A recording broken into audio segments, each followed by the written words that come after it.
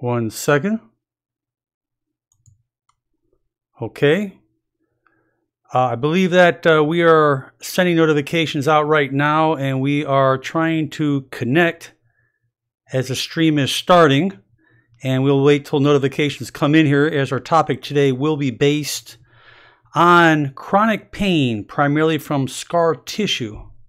Although we are trying to connect through YouTube right now worldwide, and we are allowing to see, hopefully this will allow me to see if we are connecting as we see people come into our chat room. So I'm just going to give it a minute or so as this stream is starting. And I wanted to see if we have any connections going through, but I will continue on this stream as we will post this to my YouTube channel here, Motivational Doc, and you will be able to see this after it is posted. Right now it looks like we are streaming live, but today we are going to talk about the chronic pain from scar tissue. Now I just want to briefly state that after an injury, our body is always trying to repair itself. And generally what happens is we get lots of blood supplied to the area, the muscles start to spasm, and we start to get swelling. And most important thing is to reduce this swelling. We use ice to reduce the swelling the first 36 to 72 hours, first couple of days. And then thereafter we can use moist heat. But the biggest problem that we find with these conditions is scar tissue. Scar tissue is fibrous tissue. This is the keloids that we experience. And our objective here is to reduce these keloids to increase range of motion. I want to go over a few important things. I'm going to talk about ways that we can correct this scar tissue, supplementation, things that we can do, for example, to break down scar tissue of proteolytic enzymes. Proteolytic enzymes are designed to break down fibrous scar tissue, dead tissue. Primarily, we're going to use serrapeptase. Serrapeptase is an enzyme. Obviously, it helps to reduce and prevent scar tissue. But let's go ahead and move forward. We're going to talk about, as you see here, you can see problems within the neck after whiplash injuries. You're going to see conditions related to the forearm, particularly in radioluminal epicondylitis, tennis elbow. We'll see conditions related to just even keloids. And obviously when there are keloids and there is scar tissue, it's going to cause pain and dysfunction. Now, very commonly we'll see this in scars with knees. And obviously when there is a knee injury or even something that contuses the knee, you can start affecting that particular area. Now, the important thing I want people to realize out there is scar tissue is fibrous tissue. It's called fibrosis. This is weaker tissue than normal collagen, normal connective tissue. When we sprain our ankle, that's why we're more prone to sprain it again, because the tissue is weaker. The other thing is, if you look at normal collagen tissue, it should stretch just like this. It should be very durable, like a rubber band. But what happens is when we have scar tissue being laid in there, that scar tissue becomes not as durable, not as flexible. Therefore, we lose a lot of this range of motion. That's why it's important to rehabilitate, stretch areas, make sure we don't get that abundant scar tissue in there. Otherwise, it can cause lots of problems. I also want you to understand that scar tissue is not very oxygenated tissue like normal connective tissue. So as you decrease amount of oxygen, it's critical, obviously, for increased proper healing. So if we are restricting blood flow, we can be restricting function. So we know that scar tissue is not as durable and does not function as good as regular collagen tissue does. Neurologically, it's different. Chemically, it's different. Many doctors fail to understand this, where they're chasing the pathology like a herniated disc or like a pinched nerve, and they're missing the ability to diagnose something that would not need surgery, or that would not need invasive medications, or can start home therapy with the patient. things that they can do, stretches and exercise to break down fibrous tissue, or potentially with a massage therapist or another therapist that understands how to break down scar tissue. So as a result of this, we become it becomes more conductive, where instead of someone just feeling a little pain, they may feel more pain because the communication from that area to the brain is altered. The proprioception is altered. We call this hyperalgia. Stimuli that may be a little pain now is extraordinary pain. Or maybe someone that didn't have pain, as we said, is having much more pain. So we just want you to understand a little bit how important it is to understand about this particular condition, scar tissue. We look at carpal tunnel syndrome. Here's, people that may get surgery right here in the carpal tunnel. Well, what about working the transverse carpal ligament to maybe break down the scar tissue? We look at conditions like the iliotibial band. We look at the TFL out there, just how we develop scar tissue in there. And this can happen anywhere, any injury, any problem. I just want you to understand that this is commonly seen in the shoulders, adhesions. We get capsulitis, frozen shoulder. We get tendonitis. We get bursitis, all as a result of this poor range of motion and poor posture. Now we look at even poor posture, okay, how it can affect our lower back, our neck, adhesions, just by this chronic poor posture, forward head posture, rounded shoulders, sitting down at a computer all day long. This is a big problem. So here, I want to go over, these are some different therapies I'm going to show you in just a second.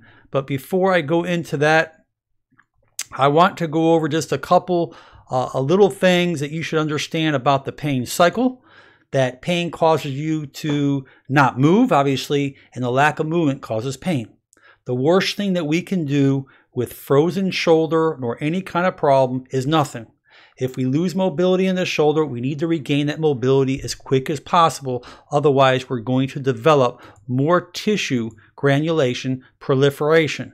Pre-injured, injured, you can see when things start to heal, scar tissue starts to form. As the scar tissue starts to form, we lose a lot of that range of motion. All right, this shows you here when something tears, how the body tries to repair itself. This is a tear, obviously, when something tears on the outside versus tears on the inside of the belly, but that muscle does not have that durability and that normal contractibility, and that can be limiting mobility, preventing you from moving any muscle within that body, from the neck to the lower back. It can happen anywhere. Here's the iliotibial band we mentioned here. Okay, the shoulder, again, you can see adhesions that take place in the capsule. That's very important that you understand that.